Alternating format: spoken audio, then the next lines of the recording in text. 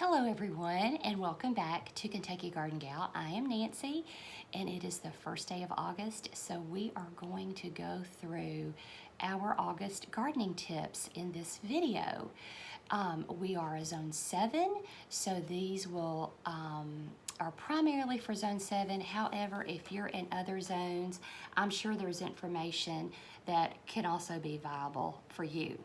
So the first thing that I want to talk about is this heat in you, and to make sure that you are staying hydrated in these extreme temperatures.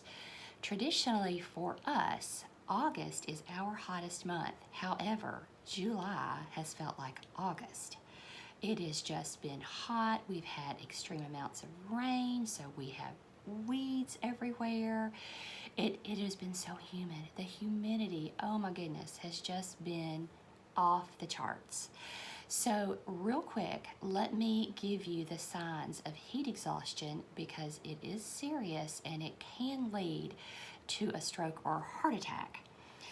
So heavy sweating, a rapid pulse, cramps, feeling faint, dizzy, fatigue, nauseous, or you have a headache. If you have any of those signs, make sure that you get to a cool place, you get some water to drink. Oftentimes, if I'm really hot, I'll go in and run cold water over my arms right here to cool myself off. So you're just trying to bring down your body temperature.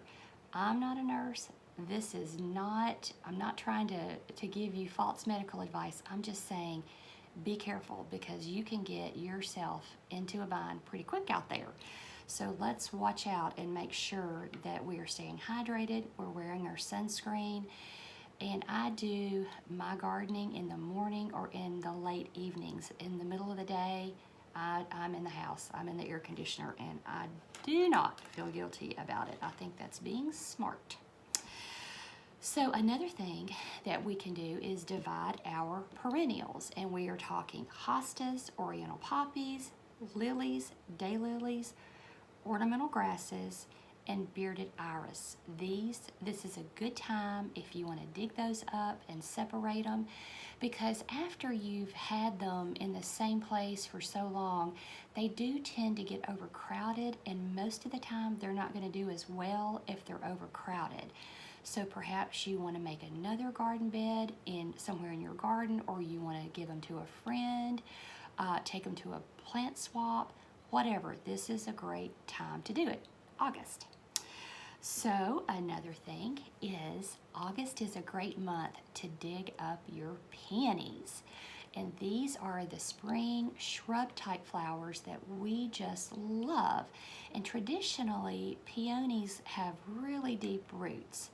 But this is the time of year when the foliage, the green foliage, is starting to die back, and it may even look like it has a little mildew on it. So this is a good time if you're wanting to move them or divide them. You can do that, and then I go ahead and cut the tops off of mine. That's just something that I've always done. It helps to prevent some diseases that can get under there if it's too yucky of a condition. So another thing that we can do is fertilize our house plants. If you're like me, I take all of my house plants outside, usually on the front porch for the summertime. My holiday cactuses, my orchids, my ferns, different things like that. And we do want to continue to fertilize them because we want to have lots of good rich soil for them to push those blooms out when we want them.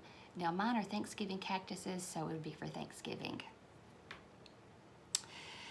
Okay, this is tip number 5, we want to continue our garden maintenance. And by garden maintenance, I'm talking mowing, weed eating, pulling weeds, spraying.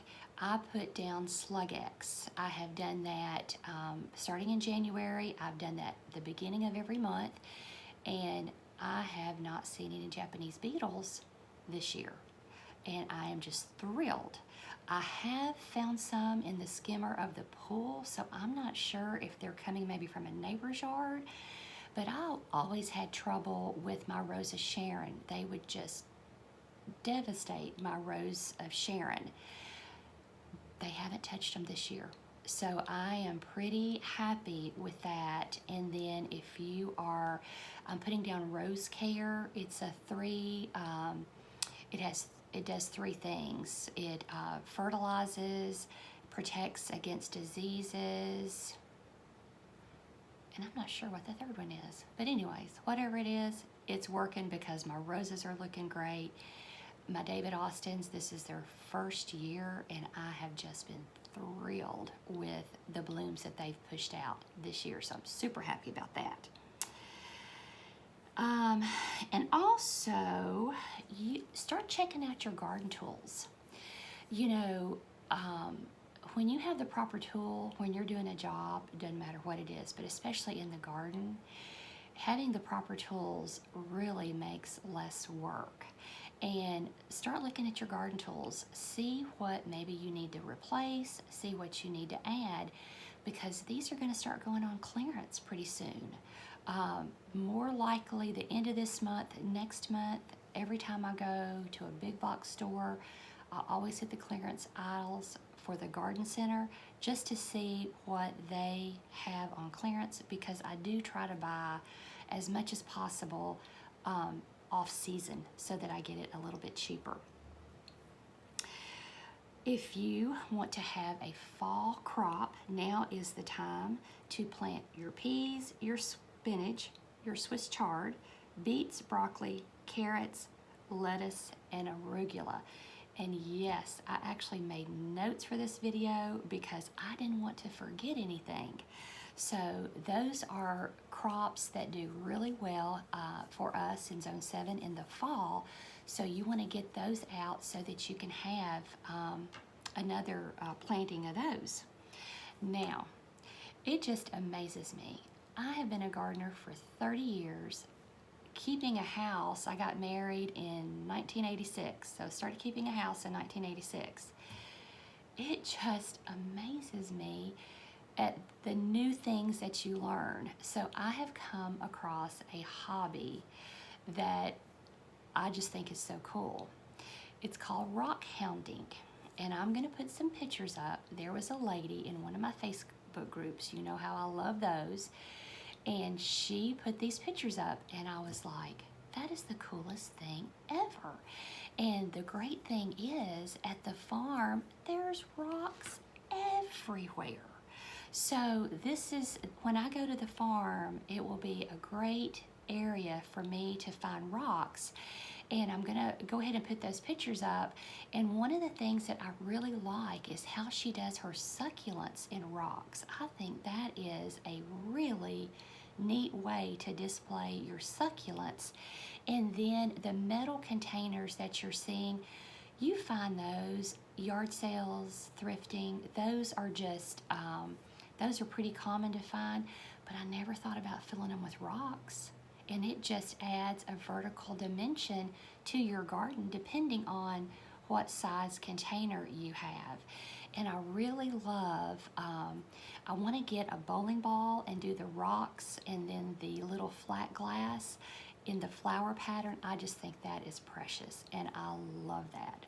So now I am going to be on the hunt for rocks the entire time I'm at the farm.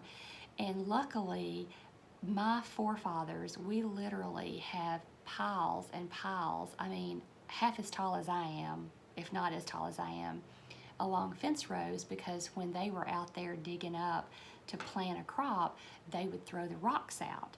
So we have plenty of rocks. Okay, the last thing, and you're gonna be like, what in the world? Start planning for Christmas. And yes, it is the 1st of July, and actually I started either 9 or 10 days ago. A lady that I absolutely love and adore, Catherine Strange from Hattiesburg, Mississippi. She has a huge historic house and gardens that is called the Hennington House.